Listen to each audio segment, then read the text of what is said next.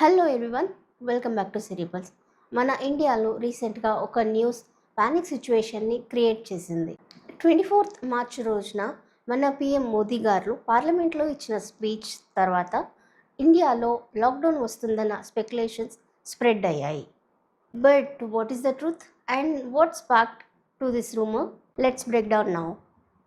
ఈ west Asia war మొదలైనప్పటి నుంచి మొదటిసారిగా మన ప్రధానమంత్రి మోదీ గారు ఈ విషయం మీద రియాక్ట్ అయ్యారు.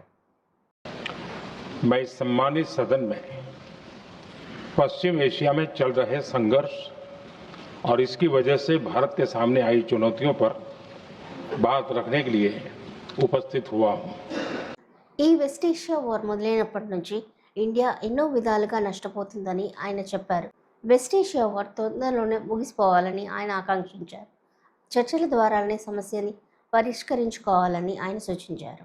Iran strait of Hormuz close చేయడం వల్ల అక్కడ మన షిప్స్ చిక్కుకుపోయాయి. దానివల్ల ఫర్టిలైజర్స్, గ్యాస్, ఆయిల్ సప్లై చైన్లో డిస్టర్బెన్సెస్ క్రియేట్ అయ్యాయని ఆయన పార్లమెంట్కి తెలిపారు.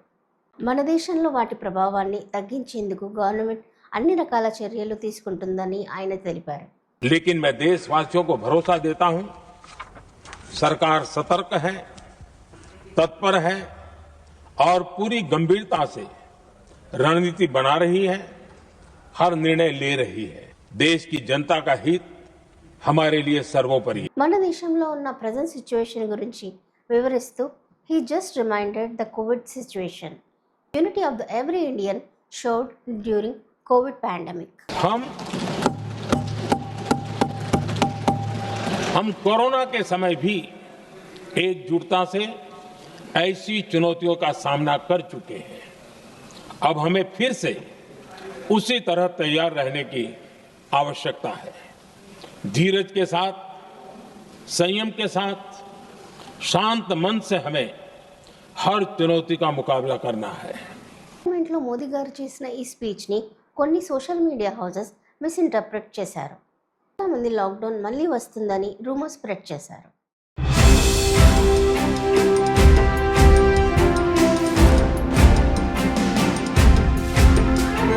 Let's start the panic situation in India. మన ఇండియాలో 24th and 25th రోజున చాలా పెట్రోల్ పంప్స్లో లాంగ్ క్యూస్ కనిపించాయి. నోట్ స్టాక్ బోర్డ్స్ దర్శనమిచ్చాయి. ప్రజలంతా ఫుల్ స్టాక్ చేసుకోవాలని రష్ అయ్యారు.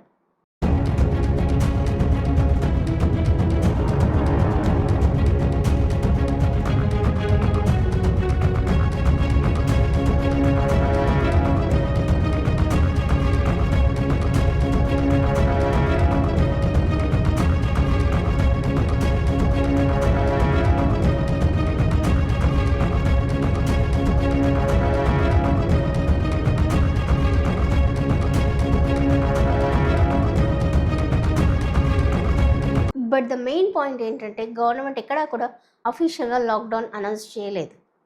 PM just be prepared for the long war అని చెప్పారు.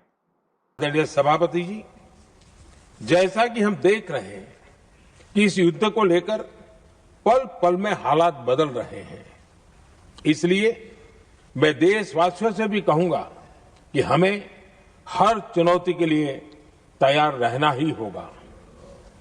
इस युद्ध के दुष्प्रभाव लंबे समय तक रहने की प्रबल आशंका है.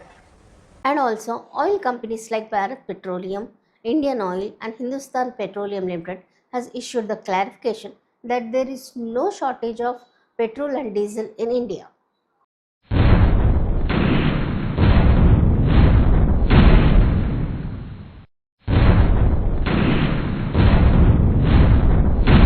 And yes, గ్లోబల్గా ఆయిల్ సప్లై ఇష్యూస్ ఉన్నాయి. Our government is taking major steps to control the situation.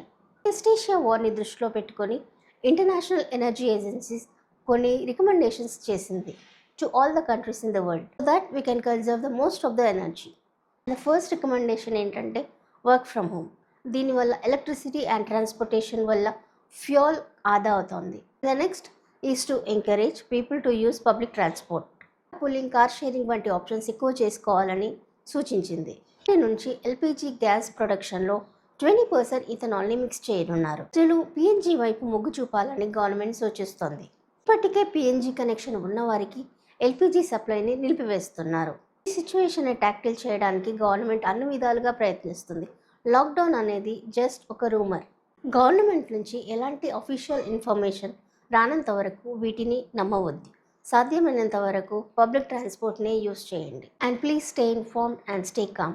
See you in the next video. Bye.